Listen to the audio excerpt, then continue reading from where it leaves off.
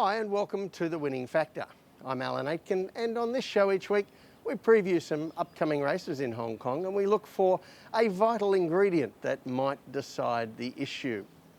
Well, Sunday racing at Sha Tin this week, and I'm going to have a look at a couple of races from that card, but first of all I'm going to take a little detour.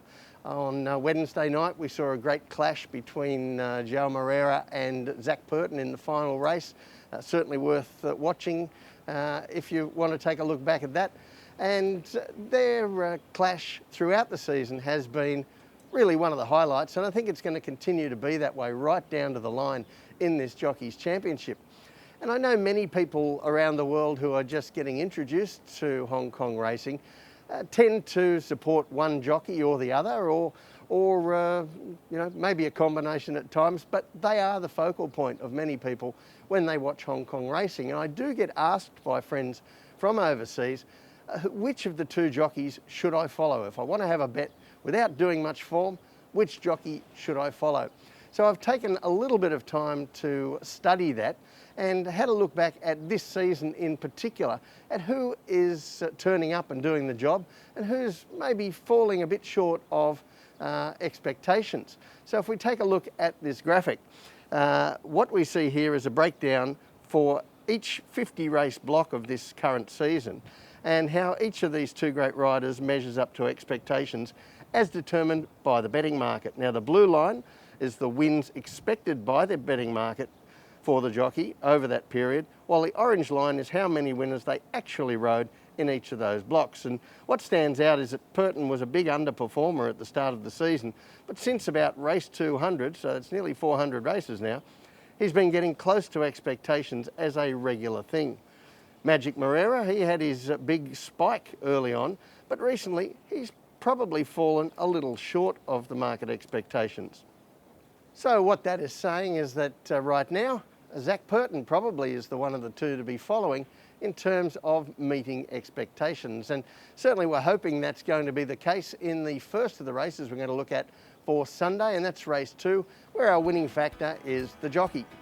So we look down the field here. It's a fairly standard class 4 staying race, number of chances, including Go Ballistic, the former South African who's been showing some improvement lately. Rule V has a chance, getting back up to a suitable distance. Full Power is a last start winner. Cheerful Star, he'll do better from a better draw, I think, this time. And I thought we could expect some improvement from California Legend, getting back onto the turf course here. But the style of the race is going to be critical, and first of all we're going to have a look at the map as a result. Now it's a race that does not look that quickly run. California Legend and Giant Turtle, they're regular leaders, but there's no external pressure on them, no need for them to take each other on, and with the result that perhaps they can just go along at a fairly even speed. Cheerful Star, he gets a nice run behind them, and so too Full Power for Zach Purton, who looks like finding a lovely spot trailing the leaders, as does the former South African Go Ballistic.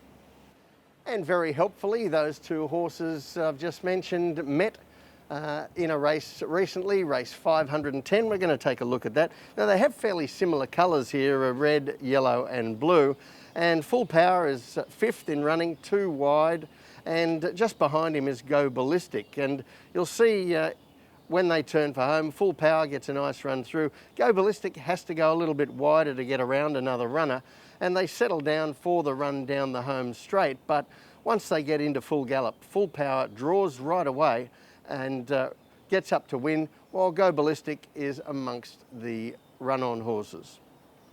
So I think he has Go Ballistic covered on that, and his main danger could be Cheerful Star.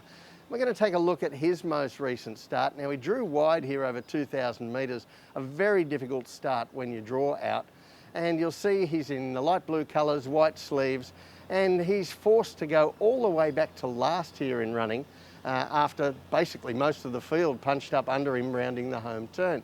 So he gives away a very big start here, and we'll see on the home turn he gets pushed very wide again. He's off the track in those blue and white colours, and he makes up quite a bit of ground over the final 300 metres, but he's run out of puff when they get to the line. He really had to do too much and he'd come to the end of his run. but I think he'll get a much better run this time. But despite that, the tip in race 2 is Full Power.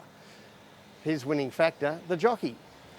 I do think Cheerful Star is a major danger from the better draw, but as we see so often, Zac Purton gets the job done. I think the market will find a number of leading chances here, and Zac is on one of the primary fancies, and he's going to be very tough to beat. The other race we're going to examine is race 10, the winning factor, the weights. As I said earlier, we saw a great clash between Joao Moreira and Zac Purton on Wednesday night in the final race, and I think we're going to see a great clash between them here as well, because they stand out on the major chances. Purton on Mighty Giant and Moreira with Juno Park, both horses looking for their third successive win over the Sha Tin 1400 metres. Now, Juno Park has won again since the race that we're going to look at, but I thought we'd take a look at their wins, both of them, since they both happened on March 14, and that gave us a chance to compare their performances without any change in the conditions of the day. So first of all, race 494, and this is Juno Park breaking his maiden.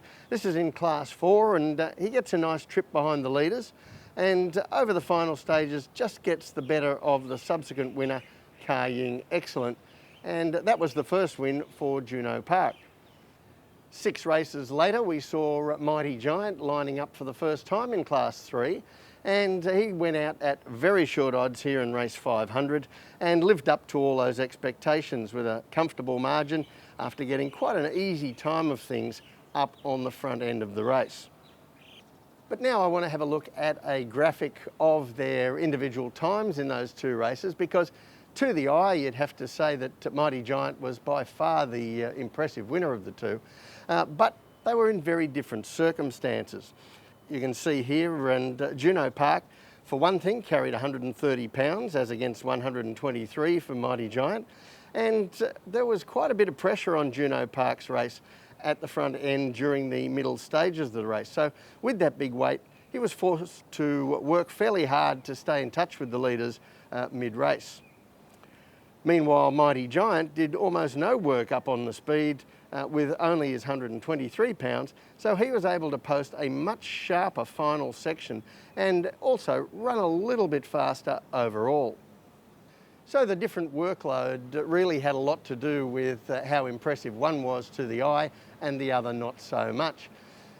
Now, when we look at the map for Sunday's race, I don't think this will be as fast run as that race we saw with Juno Park, but I don't think it'll be as slowly run as the race that we saw with Mighty Giant. So somewhere in between, and we've seen that Juno Park has the speed through the middle of his race to stay in touch with Mighty Giant here, and I think that sets us up for quite a run down the straight, and that could be where the weights make a difference. So the tip in race 10, Juno Park, his winning factor, the weights. Really don't think there's a great deal between these 2 horses. They're both quite handy horses in the making, but I do think that the weight pull for Juno Park is going to count for something when the pair settle down to fight it out over the last 300 metres of their race on Sunday. Well, that's it for the winning factor this week. Good luck on Sunday. We'll see you next time.